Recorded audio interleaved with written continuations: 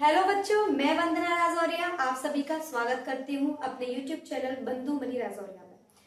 तो जैसा कि आप सभी लोग जानते हैं कि मैं बहुत दिनों बाद आप सभी के बीच में उपस्थित हुई हूँ, तो आज मैं फिर से आप सभी के बीच में हाजिर हूँ एक नई इन्फॉर्मेशन लेकर के। ये इन्फॉर्मेशन जो आपको मैं देने वाली हूँ वो एक खुशखबरी है जो कि हमें आरआरबी ने दी है, और नए साल में नई खुशखबरी आरआरबी की तरफ से ये है कि 2025 में हमारे पास एक बड़ी वैकेंसी आई हुई है टीचिंग में। तो हम लोग देखना चाहेंगे कि इसमें क्या क्या है, किस किस पोस्ट पर वैकेंसी निकाली गई है, क्या आयु, क्या एज है, क्या रिलैक्सेशन है, कितना आपको पोस्ट दी गई है, आपको एग्जाम मतलब फॉर्म फिलअप करने का कितना टाइम मिलेगा और कब तक मिलेगा, क्या क्या है, सारा प्रोसेस, सारी चीजें हम आपको बताने वाले हैं इस वीडियो में। इसलिए एक भी पॉइंट पर स्किप मत करना, हो सकता है कि कोई इंफॉर्मेशन आपसे छूट जाए, तो प्लीज पूरा का पूरा वीडियो अच्छे से देखिएगा। तो चलिए शुरू करते हैं, क्या है आज की। देखिए, हमारे पास सबसे पहले मैं आपको बता दूं कि हमारे पास जो टोटल वैकेंसी है वो बेटा है हमारे पास 1036, यानी कि हमारे पास टोटल पोस्ट जो दी गई है हमारे पास 1036 है। इसमें हमारे पास बेटा 3 तरीके के पार्ट्स में है, यानी कि पीआरटी, टीजीटी, पीजीटी। बेटा हमारे पास इन 3 के ऊपर ये टोटल पोस्टों पर लागू हो रही है।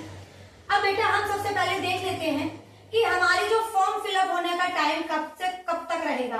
तो देखिए बेटा, जो फॉर्म फिल होंगे यानी कि जो फॉर्म ऑनलाइन स्टार्ट होने वाले हैं वो बेटा हमारे 7 जनवरी से स्टार्ट हो चुके हैं और 6 फरवरी तक ये आपका चलने वाला है। तो जो भी बच्चे इंटरेस्टेड हैं, जिसके पास डॉक्यूमेंट्स हैं, मैं बताऊंगी क्या क्या चाहिए। अगर वो एलिजिबल हैं तो वो इसमें जरूर फॉर्म भर दे। बिल्कुल ये ना सोचे कि बहुत कम वैकेंसी है, हम अप्लाई नहीं करते हैं, अगर अप्लाई करेंगे तो पता नहीं होगा या नहीं होगा। जो भी बच्चा ये सोच करके इस फॉर्म को स्किप कर देगा तो उसके लिए बहुत ज्यादा घाटेदायक साबित होगा ये, क्योंकि ये वैकेंसी जितनी कम है उतने ही कम लोग इसको अप्लाई करेंगे। इसलिए आप लोग फॉर्म भरने से ना डरें, फॉर्म भर दें, अच्छे से प्रिपेयर करें और एग्जाम देकर आए। 100% सिलेक्शन हो सकता है।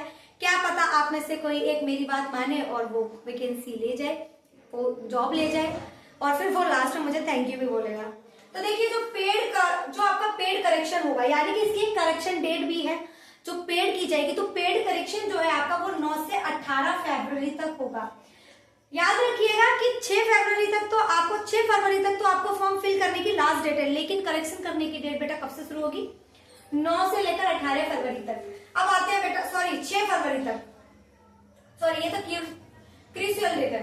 तो क्रूशियल डेट जो है वो आपकी 6 फरवरी है। अब आते हैं, इसमें बेटा एक हेल्पलाइन नंबर भी दे रखा है, अगर आपको कोई प्रॉब्लम होती है तो आप कॉल करके बात कर सकते हो। तो एक हेल्पलाइन नंबर है, वो क्या है आपका 9592001188, और एक आपको एक और ऑप्शन में दे रखा है वो है 017256543।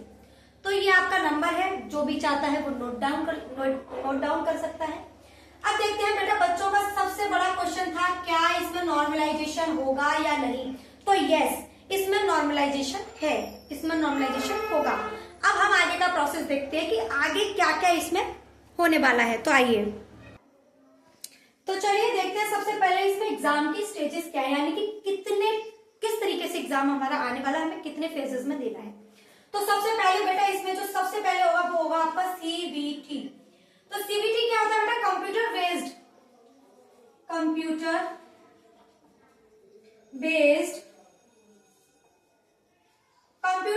टेस्ट, यानी कि आपका सबसे पहले सीबीटी होगा जिसमें आपको कंप्यूटर बेस्ड टेस्ट होगा। उसमें आपको क्वालिफाई होना चाहिए। उसके बाद में आपका बेटा होगा स्किल टेस्ट। जिन लोगों ने केबी दिया है, केबीएस दिया है, उन लोगों को पता होगा कि स्किल टेस्ट क्या होता है। स्किल टेस्ट का मतलब होता है बेटा आपको डेमो क्लास, यानी कि आपको डेमो देना पड़ेगा, डेमो क्लासेस देनी होगी, यानी कि डेमो टीचिंग। क्लास तो नहीं बोलूंगी मैं, सिर्फ डेमो टीचिंग, यानी कि आपको डेमो टीचिंग देनी पड़ेगी। आपके सामने आपके सुपरवाइजर बैठे होंगे जो आप लोगों को सुपरवाइज करेंगे, आप लोगों की टीचिंग को एनालाइज करके वो बताएंगे, तो वो आपको डेमो टीचिंग करके दिखानी होगी। उसके बाद में आपका आता है बेटा डीबी। डीबी का मतलब क्या होता है? Document verification. फिर आपका होगा बेटा डॉक्यूमेंट वेरिफिकेशन, डीबी होगा, ठीक है। और उसके बाद में देन आपका होगा मेडिकल। तो आप देख सकते हैं कि आरआरबी ने जो एक 1036 वैकेंसी निकाली है, उसके लिए एक बच्चा कितने सारी चीजों से होकर निकलेगा, तब जाकर के वो फाइनली सेलेक्ट होगा। तो सबसे पहले उसे सीबीटी देना होगा, कंप्यूटर बेस्ड टेस्ट देना होगा, स्किल टेस्ट कराए जाएंगे, फिर आपका डीवी डॉक्यूमेंट वेरिफिकेशन होगा और ध्यान आपका होगा मेडिकल। जब आप ये सब हो जाएंगे तो आपका क्वेश्चन बनता है कि सीबीटी का और स्किल टेस्ट का रेशियो क्या रहेगा। यानी कि ऐसा तो नहीं कि पूरी की पूरी जो वेटेज है वो सारा का सारा वेटेज सिर्फ स्किल टेस्ट का हो या फिर सीबीटी का हो। तो मैं आपको बताती हूँ कि दोनों का रेशियो क्या है। तो बेटा देखिए दोनों का रेशियो क्या है, सीबीटी और स्किल टेस्ट का। तो जो आपका सीबीटी होगा वो 85 पर रुकेगा और जो आपका स्किल टेस्ट होगा वो 15। टोटल हो गया आपका 100। यानी कि आपकी जो मेरिट बनेगी वो इस बेस पर बनेगी। तो इसको तो आपको स्पेशली अपने ध्यान रखना ही है कि ये चीजें आपके पास होनी चाहिए। चलिए अगर ये समझ गए हैं तो मैं आप लोगों को बता देती हूँ कि आपके एग्जाम में सिलेबस क्या क्या आने वाला है, किस किस से क्या कहाँ और किस किस सब्जेक्ट से आपसे क्वेश्चन पूछे जाएंगे, कितने पूछे जाएंगे, मैं आपको डिटेल में बताती हूँ। तो चलिए मैं इसे हटा रही हूँ, देखते हैं क्या करना है। देखिए तो सबसे पहले आपके पास बेटा होना चाहिए प्रोफेशनल एबिलिटी।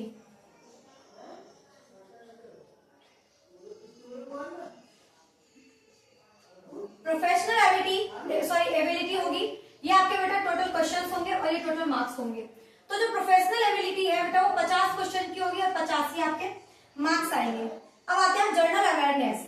तो जर्नल अवेयरनेस जो होगी बेटा वो 15 क्वेश्चन 15 मार्क्स। फिर आप आएगी आपकी रीजनिंग। तो जो आपकी बेटा रीजनिंग है वो भी 15 क्वेश्चन होंगे और 15 मार्क्स आएंगे। अब आते हैं बेटा मैथमेटिक्स। वैसे हर एग्जाम की जो बोन होती है, बैकबोन होती है, वो मैथमेटिक्स होता है, लेकिन इस एग्जाम में आप देख सकते हैं सिर्फ 10 नंबर का ही मैथमेटिक्स रखा गया है। देन जीएस आता है आपका, और जीएस भी बेटा 10 होता है, आपका आउट ऑफ 100 हो जाता है। इतना आप लोगों के पास है, ठीक है। अच्छा अब यहाँ पर बच्चों का क्वेश्चन बनता है क्या दीदी इसमें नेगेटिव मार्किंग रहेगी? तो यस, नेगेटिव मार्किंग है बेटा, नेगेटिव मार्किंग है। और वो कितने की है बेटा? 1/3। कितनी है बेटा?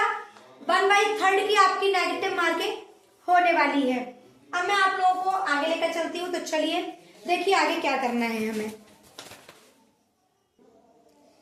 तो आइए बच्चों मैं आप लोगों को समझाने वाली हूँ कि प्रोफेशनल एबिलिटी जो है उसका लेवल क्या रहेगा, टीजीटी, पीआरटी और पीसीटी। तो सबसे पहले मैं आपको बता दूं कि कुछ टॉपिक कुछ हमको एकदम डिस्क्राइब करके दिया है, कुछ एकदम क्लियर कट बताइए कि ये सिलेबस डिफाइंड है और ये आएगा ही आएगा। तो बेटा जो प्रोफेशनल एबिलिटी है वो टीजीटी और पीजीटी दोनों के लिए ही सेम है। प्रोफेशनल एबिलिटी के जो भी क्वेश्चन आएंगे, जो लेवल दिया गया है वो दोनों का सेम दिया गया है। बेटा हम लोगों को जो हमारा लेवल है उससे अपर लेवल की चीजें दी गई हैं।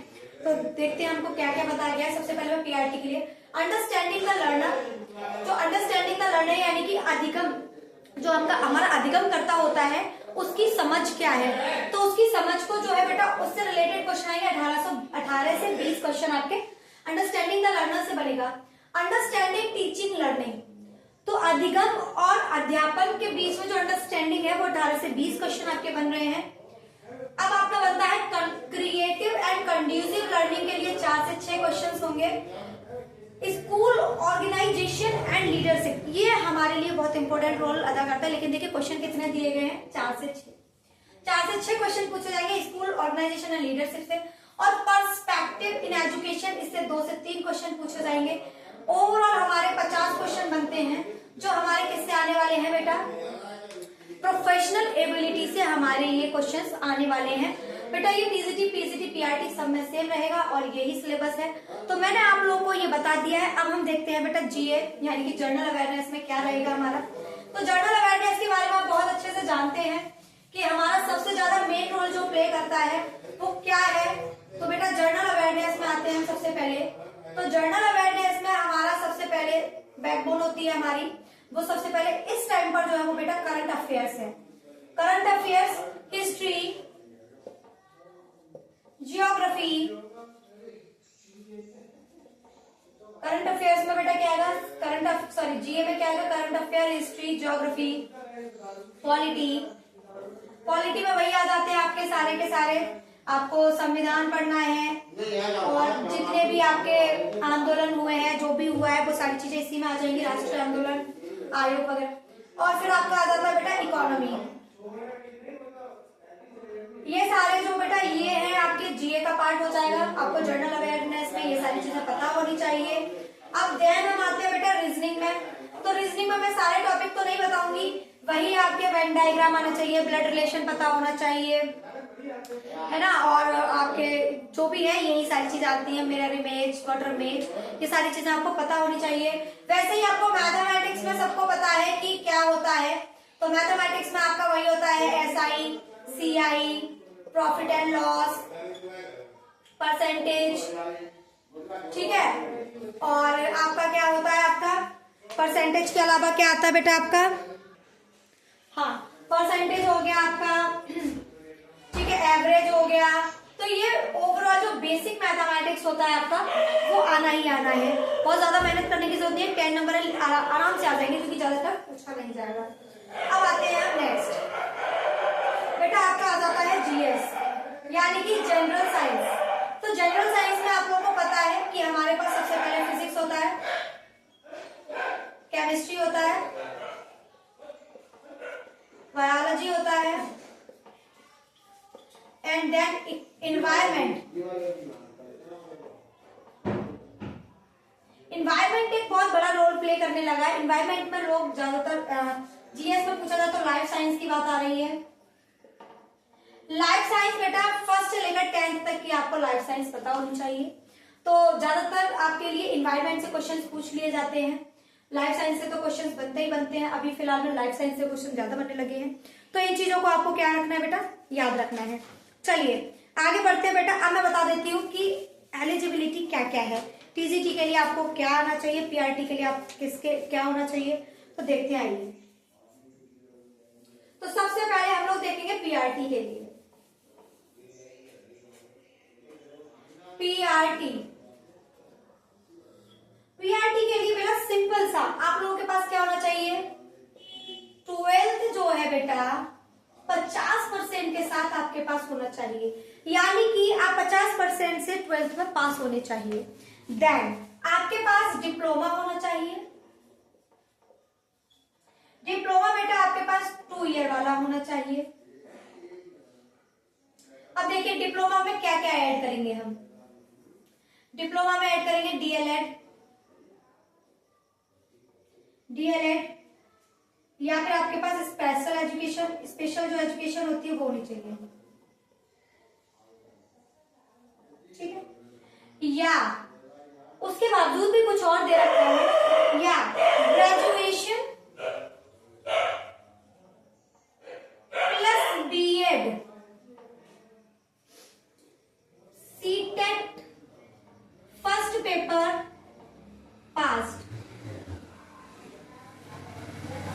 आप लोग थोड़ा सा, मैं कहीं पर एक जगह पर आपको थोड़ा एम्फसाइज रहेगी, थोड़ा सा ज्यादा प्रेशर दूंगी इस चीज पर कि आपने इस चीज पर ध्यान दिया। पीआरटी और बीएड आप लोग बहुत बेहतरी से जानते हैं कि पिछले 1 साल पहले ही 2023 की बात है जब हमारा केबीएस फाइनल हुआ है, आई थिंक 2022-23 में ही आपका ये फाइनल हुआ था।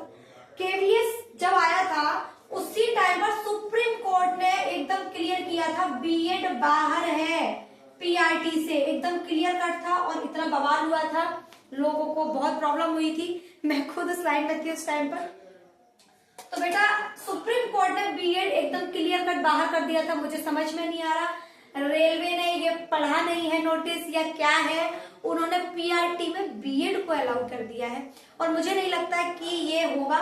देखना लास्ट टाइम पर बड़ी ही दिक्कत होने वाली है, इस वैकेंसी में भी बहुत सारे इश्यूज आएंगे।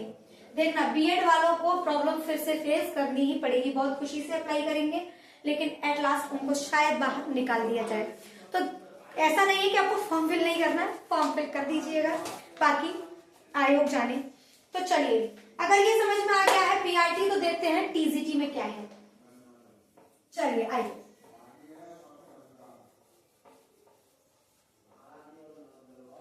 तो आते हैं बेटा टीजीटी। बेटा, तो टीजीटी में आपका सिंपल सा ग्रेजुएशन बेसिक नीड है, ग्रेजुएशन तो होना ही चाहिए, graduation plus 2 year DElEd, 2 year DElEd, या आपके पास क्या होना चाहिए, ग्रेजुएशन, ग्रेजुएशन प्लस पीजी, 50% से पास होना चाहिए, प्लस बीएड। आप देख रहे हैं बेटा, हमसे क्या क्या मांग लिया है, आपके पास ग्रेजुएशन हो या 2 साल का डीएलएड हो, ग्रेजुएशन हो, पीजी हो, 50% बीएड से हो, ठीक है, ये हमसे मांगा गया है।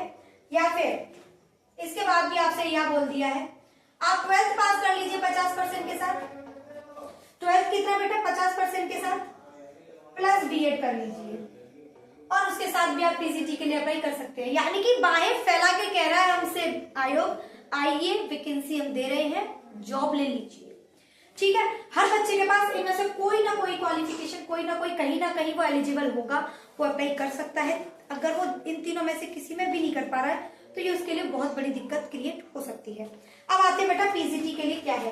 पीजीटी के लिए जाना है तो थोड़ा सा तो पीजीटी के लिए एडवांस होना पड़ेगा, मतलब थोड़ा ज्यादा पढ़ना पड़ेगा। देखते हैं पीजीटी में क्या है। तो पीजीटी में वही अप्लाई कर सकते हैं जिनका पीजी 50% से होना चाहिए, प्लस वो आपका बीएड होना चाहिए। क्या होना चाहिए, वो बीएड होना चाहिए। अगर ये दोनों चीज है तो ही वो पीजीटी में अप्लाई कर सकता है। अगर उसके पास इन दोनों में से कुछ भी नहीं है तो वो अप्लाई नहीं कर सकता। कोई एक होने पर भी नहीं कर सकता, दोनों होने पर ही होगा। तो अगर आप लोगों को मेरे द्वारा दी गई इंफॉर्मेशन पसंद आई है तो लाइक शेयर सब्सक्राइब करना ना भूलें, और अगर आप मेरे चैनल पर नए हैं तो प्लीज सब्सक्राइब करके ही आगे बढ़ें। अगर आप चाहते हैं कि ऐसी इंफॉर्मेटिव वीडियो आपको लगातार मिलती रहे तो जुड़े रहिए मुझसे। मैं वंदना राजौरिया आप सभी के बीच में हमेशा ऐसी ही नई नई वीडियोस लेकर हाजिर होती रहूंगी। यहाँ तक आने के लिए आप सभी का बहुत बहुत धन्यवाद, बहुत बहुत शुक्रिया। आप सभी से विदा चाहूंगी। धन्यवाद।